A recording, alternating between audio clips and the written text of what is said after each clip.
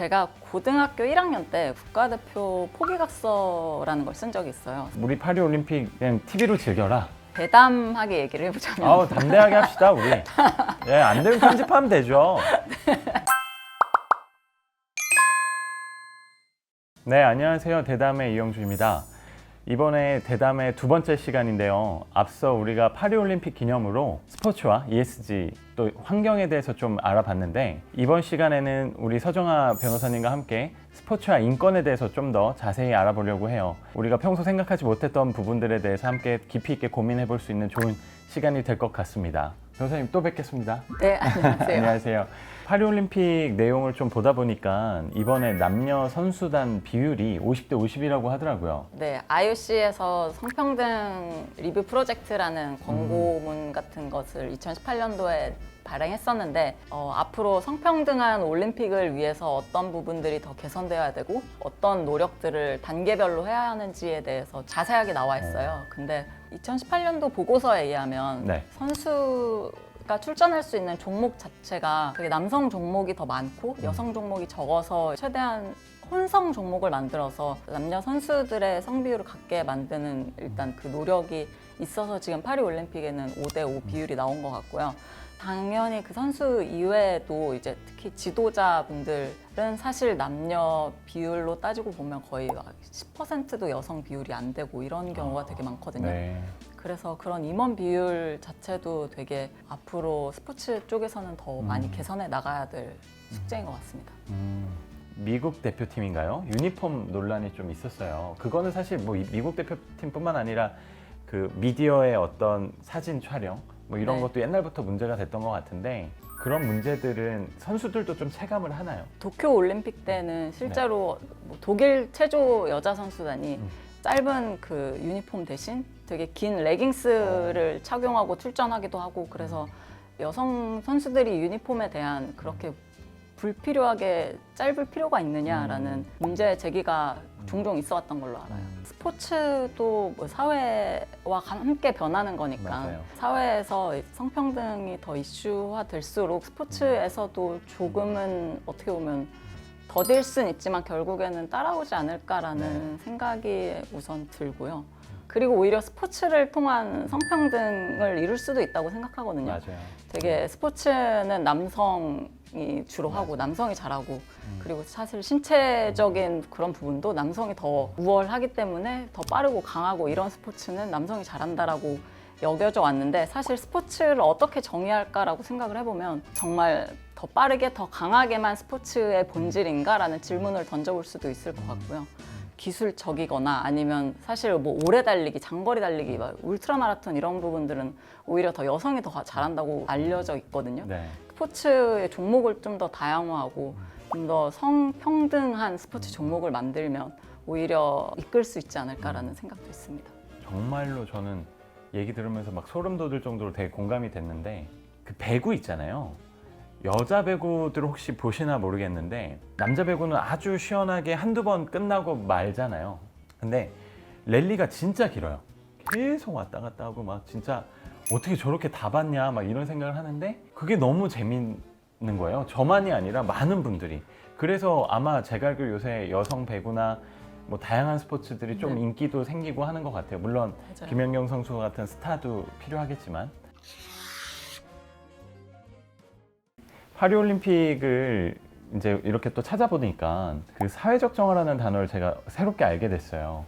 파리올림픽을 잘 치르기 위해서 뭐 난민이나 아니면 거기에 계신 좀 다양한 분들을 좀 이렇게 내보낸다든가 이렇게 좀 인위적인 정화 활동을 하는 뭐 그런 용어인 것 같은데, 혹시 그 부분에 대해서 좀 소개 부탁드려도 될까요? 사회적 정화라는 용어를 저도 이제 기사를 보고 알았는데, 파리에 원래 저도 노숙자나 많다고 들어서 맞아요. 되게 조심해라 라는 얘기도 많이 들었고, 사실 파리 놀러 가기 전에. 근데 이번에 5월에 파리에 가보니까 길거리도 되게 깨끗하고 사실 그런 노숙자분들도 되게 안 보이고 그렇더라고요. 되게 의외다라고 생각했었는데 역시 기사를 보니까 그런 난민이나 노숙자분들을 파리 시내 밖으로 내쫓아서 사회적 안전망에서 쫓겨나는 그런 처지에 놓여 있다고 해요. 그런 포용에서 이제 성평등 같은 이슈들도 계속 다시 회자되고 그렇게 하는데, 정작 이제 올림픽 개최 장소에 있는 그 그런 사회적으로 특히 경제적으로 소외된 네. 계층의 사람들을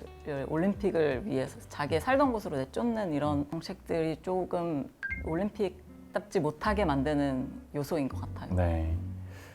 또 재밌는 기사가 파리 시민들이 대중교통도 불편하고 너무 복잡해지고 이 우리 파리 올림픽 그냥 TV로 즐겨라 뭐 이런 내용들을 많이 본 것 같은데, 근데 옛날에 생각해보면 우리가 이제 서울 올림픽 생각해보면 막 진짜 우리는 막 국가 행사였잖아요. 어떻게든 외국인들 오게 하려고 애쓰고 막 그랬던 것 같은데 어떤 원인일까요? 그게 시대 변화일까요? 올림픽이 예전에는 이제 국가 간의 경쟁 그리고 그런 국위 선양의 한 도구로 쓰였다면 지금은 이제 좀 더 올림픽 그 자체를 즐기고 전 세계인의 축제라고 할 수 있긴 하지만 우리가 전편에서 얘기했던 그런 환경적인 문제라든지 아니면 사회적인 문제를 안고 가는 올림픽은 더 이상 싫다, 거부한다라는 시민들의 의사가 아닌가 싶어요.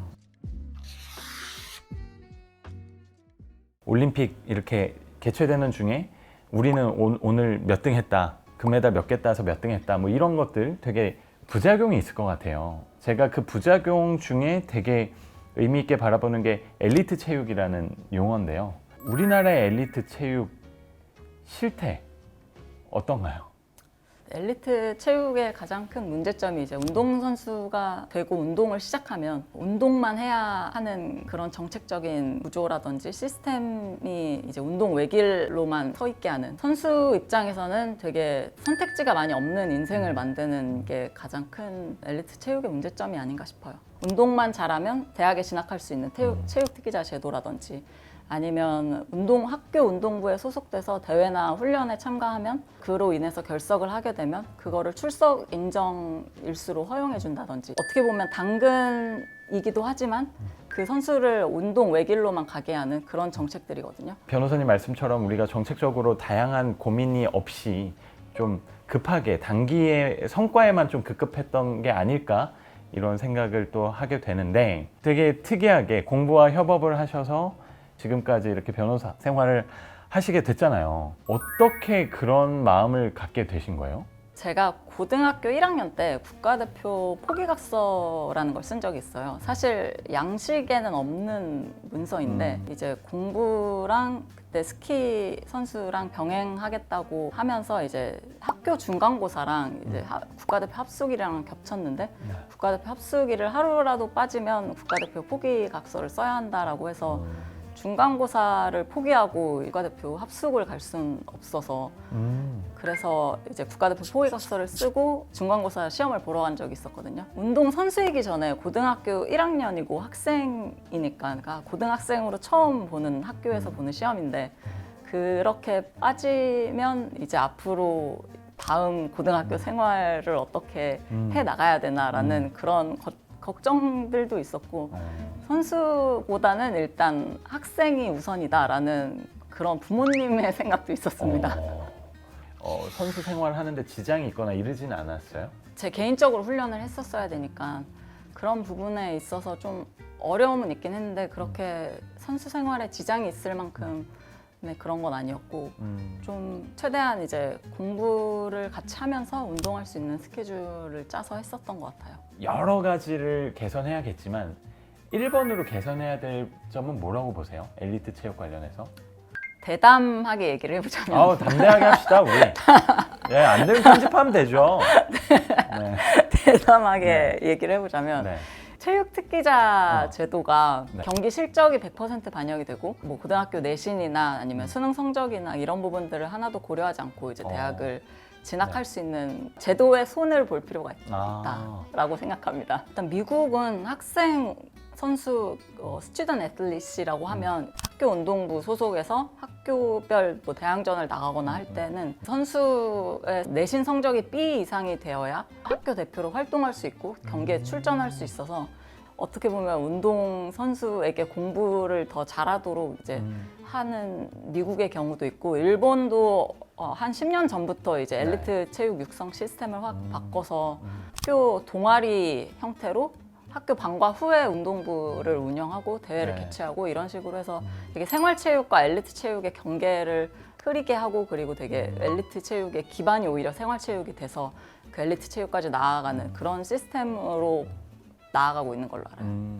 우리가 지금 뭐 스포츠와 사람 관련해서 인권 다양성 아니면 성평등 그리고 나아가선 엘리트 체육과 학습권까지도 얘기를 전반적으로 나눠봤는데 오늘 나눈 대화 외에 좀 변호사님이 생각할 때 이 주제는 한번 좀 이번 기회에 얘기하고 싶다 싶은 게 있으세요? 저는 이제 선수들이 학습권을 네. 보장받는 게 운동선수의 인권 침해 부분에 있어서 가장 예방할 수 있는 부분인 것 같고요.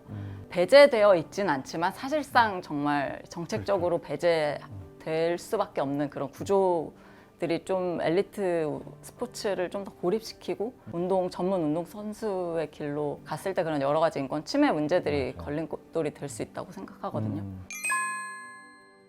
네, 오늘 꽤 긴 시간 함께 촬영해 주셨는데 어떠셨나요? 되게 스포츠와 다른 사회, 인권 문제도 그렇고 환경 문제도 그렇고 다양한 분야를 함께 얘기해 볼 수 있어서 좋았던 것 같아요. 저도 사실 되게 관심 있는 주제고 평소에 생각을 많이 못 해봤는데 오늘 얘기 나누면서 참 다양한 걸 알게 되고 느끼게 되는 좋은 시간이었던 것 같아요. 네, 그럼 이번 영상은 여기서 마무리하기로 하고요. 저희는 다음에 대담한 ESG 이야기로 다시 돌아오도록 하겠습니다. 다음에 또 뵐게요. 그럼 안녕!